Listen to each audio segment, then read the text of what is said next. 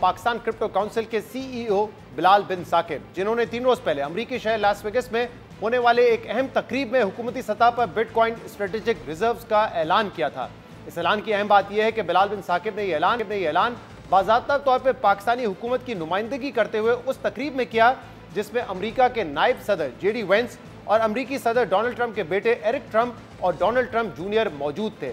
बिलाल बिन Saqib bitcoin vagus 2025 conference से खिताब में बताया कि पाकिस्तान ने एक कौमी बिटकॉइन वॉलेट कायम कर दिया है जिसमें वो डिजिटल असासे मौजूद हैं जो पहले ही रियासत की तहवील में है। उन्होंने वाजे किया कि ना तो ये असासे बराए फरोख्त हैं और ना ही स्पेकुलेशन के लिए इस्तेमाल होंगे, बल्कि खुद मुख्तार जखीरे के तौर पर मौजूद रहेंगे। पाकिस्तान क्रिप्टो काउंसिल के सीईओ बिलाल बिन साकिब के इस ऐलान के बाद मुल्क के मुख्तलिफ हलकों में क्रिप्टो करेंसी के मुस्तकबिल, इसके फवायद और नुकसानात और खदशात को लेकर एक अहम बहस ने जन्म लिया है। ये बहस इसलिए भी अहम है क्योंकि 2018 में स्टेट बैंक की जानिब से क्रिप्टो करेंसी पर पाबंदी लगाई गई थी और इसके बाद से मुतअद्दिद बार स्टेट बैंक ऑफ पाकिस्तान अवाम को क्रिप्टो के इस्तेमाल से खबरदार करता रहा है। मगर अमरीकी सदर डोनाल्ड ट्रंप की जानिब से अपने क्रिप्टो कॉइन के ऐलान और ट्रंप के करीबी लोगों के क्रिप्टो करेंसी में बढ़ती दिलचस्पी के बाद पिछले कुछ माह के दौरान पाकिस्तान में भी इस हवाले से गैर मामूली इकदाम सामने आए हैं। वफाकी हुकूमत ने 14 मार्च को नेशनल क्रिप्टो काउंसिल का ऐलान किया। बिलाल बिन साकिब को वजीर खजाना के चीफ एडवाइजर बराए पाकिस्तान क्रिप्टो काउंसिल मुकर्रर किया गया और बाद में उन्हें काउंसिल का सीईओ और वजीर आजम का मुआविन खसूसी भी बना दिया गया।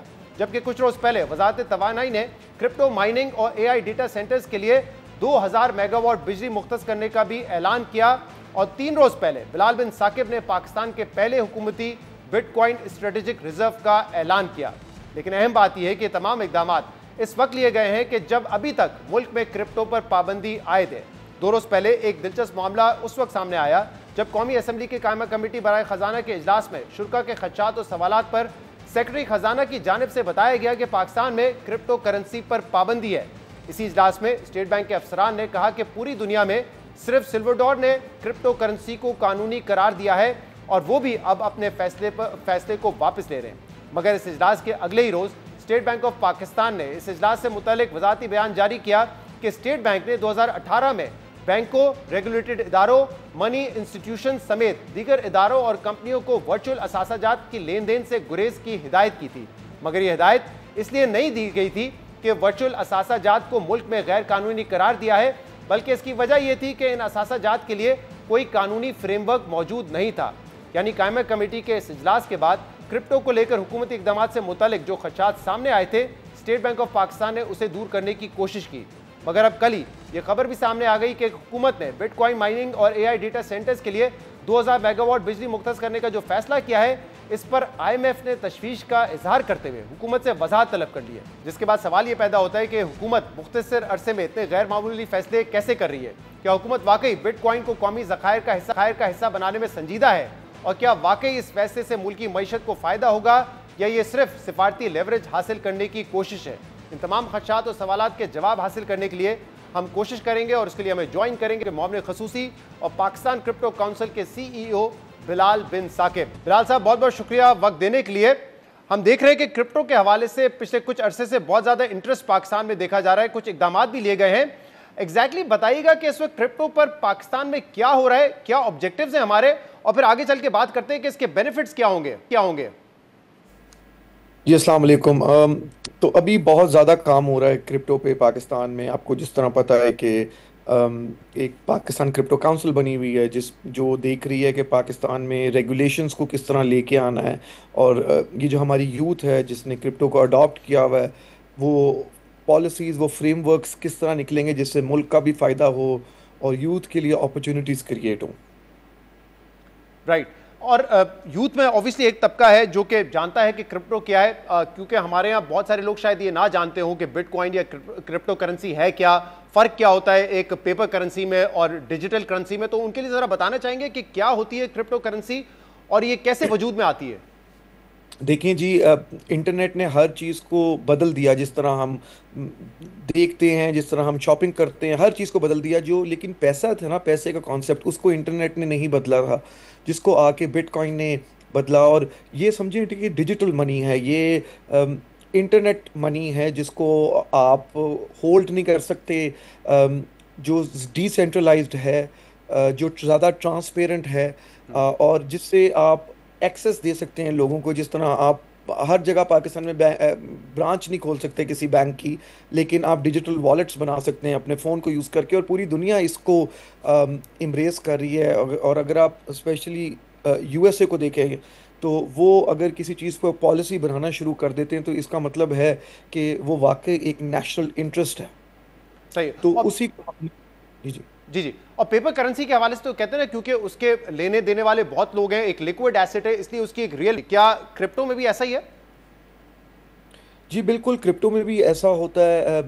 कुछ करेंसीज होती हैं जो एसेट बैक्ड होती हैं, कुछ स्टेबल कॉइन्स होते हैं अगेन, जिनको आप बैक किया जा सकता है। और एक और बात जो अक्सर क्रिप्टो के हिसाब से यूज़ की जाती है कि जी ये मनी लॉन्ड्रिंग के लिए यूज़ किया जा करता है, और ये बड़ी गलत चीज़ों के लिए यूज़ किया जा सकता है। देखिए, क्रिप्टो जो है वो 0.024% ग्लोबली यूज़ होता है गलत एक्टिविटीज़ के लिए, जबकि 2 to 4% ग्लोबली अभी भी हर चीज़ जो है वो कैश से यूज़ होती है। क्योंकि क्रिप्टो जो है वो ट्रांसपेरेंट है, वो ट्रेसेबल है, बट कैश नहीं होता। तो क्रिप्टो की बहुत ज़्यादा बैड पीआर है, लोगों को इतनी समझ नहीं है क्योंकि ये नई टेक्नोलॉजी है।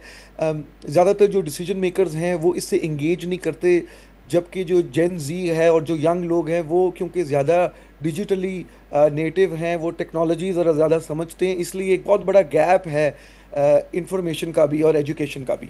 आप कह रहे हैं कि जो पेपर करेंसी है वो ज़्यादा इस्तेमाल होती है मनी लॉन्ड्रिंग के लिए एज़ कम्पेयर टू जो क्रिप्टो करेंसी है। ये इसके बावजूद है कि बहुत सारे ममालिक में कोई रेगुलेशंस या फ्रेमवर्क नहीं है इसको लेकर, क्रिप्टो को लेकर।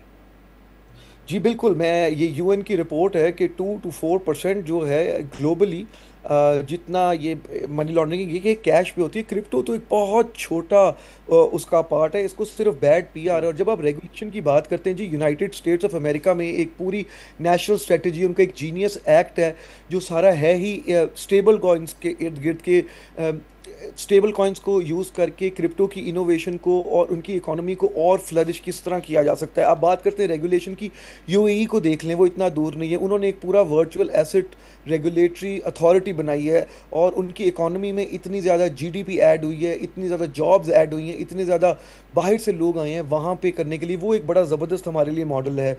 आप अल साल्वाडोर जैसी मुल्क को देखें, एक छोटी सी बड़ी ममालिक है, उसने किस तरह कुछ स्ट्रेटजीज को यूज़ करके अपने फॉरेन रिजर्व्स बनाए हैं। भूटान की बात करें, भूटान का 30% जीडीपी बिटकॉइन माइनिंग से आता है।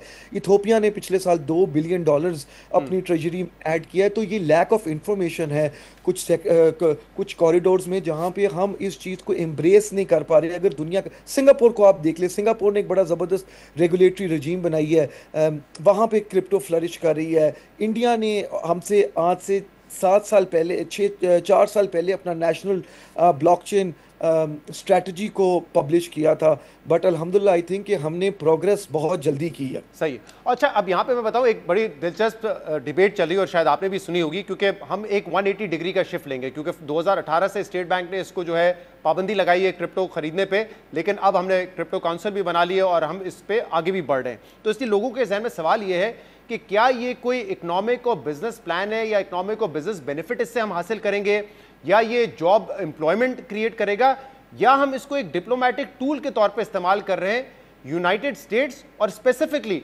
प्रेसिडेंट डोनाल्ड ट्रंप से करीब होने के लिए। ये इस वक्त बहस यहां पे। तो ऑब्जेक्टिव क्या है, डिप्लोमेटिक टूल के लिए इस्तेमाल कर रहे हैं इसको, या इसके वाकई इकोनॉमिक बेनिफिट्स है पाकिस्तान के लिए? देखिए, पूरी दुनिया में अगर ये अडॉप्ट की जा रही है, जितनी कंट्रीज जो इनोवेटिव हैं, जो टेक सेविंग हैं, जिनकी जीडीपी हमसे बेहतर है, अगर वो कर रही हैं तो वो इसकी इकोनॉमिक बेनिफिट के लिए कर रही हैं। इसकी बहुत ज़्यादा इकोनॉमिक बेनिफिट्स हैं। हम $36 बिलियन हमें रेमिटेंसेस पे आता है। वो जब आता है उस पे 5 से 6% फीस लगती है, टाइम लगता है। अगर वो सब कुछ स्टेबल कॉइन्स अगर आप ब्लॉकचेन की रेल्स पे लेके आना शुरू कर देंगे तो उसका इम्पैक्ट आपकी इकोनॉमी में है। जो लोग हैं जो वहाँ से पैसे भेज रहे हैं यहाँ पे, उनके लिए सेविंग्स हैं। उसके अलावा आप जब इसको रेगुलेट करेंगे, इसको ना रेगुलेट करना एक बहुत बड़ा रिस्क है। रेगुलेट करेंगे तो ऑफ कोर्स गवर्नमेंट के पास विजिबिलिटी ज़्यादा आ जाएगी कि कितने लोग हैं, वहाँ से टैक्स कलेक्शन की आसानी हो सकती है। हमारा बिजली का एक मसला है, हम आपको पता है कि एक्सेस इलेक्ट्रिसिटी प्रोड्यूस करते हैं, उसको यूज़ करके हम माइनिंग की तरफ जा सकते हैं, जिससे हम फॉरेन रिजर्व्स इकट्ठे कर सकते हैं, हम डॉलर में बिजली बेच सकते हैं, और इसकी वजह से हम एआई डेटा सेंटर्स की तरफ भी जा सकते हैं। हमारी यूथ हम 50,000 आईटी ग्रेजुएट हर साल हम्म।